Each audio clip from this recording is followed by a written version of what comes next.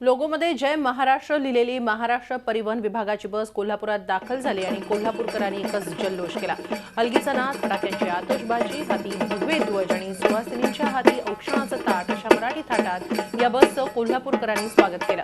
कर्नाटकचे नागरी विकास मंत्री रोशन बेग यांनी जय महाराष्ट्र न म्हणण्याचा फतवा काढल्यानंतर महाराष्ट्रात त्याचे तीव्र पडसाद उमटले। त्यानंतर परिवहन मंत्री दिवाकर रावते यांनी बेळगावकडे जाणाऱ्या बसच्या लोगोवर जय महाराष्ट्र लिहिण्याचा निर्णय घेतला। त्यानंतर मुंबईहून जय महाराष्ट्र असा लोगो घेऊन निघालेली बस पुणे, सातारा, कराड मार्गे कोल्हापुरात पोहोचली। यावेळी जय महाराष्ट्र म्हणण्यास विरोध करणाऱ्या कर्नाटक सरकारला ही सणसणीत चपराक असल्याची भावना व्यक्त केली।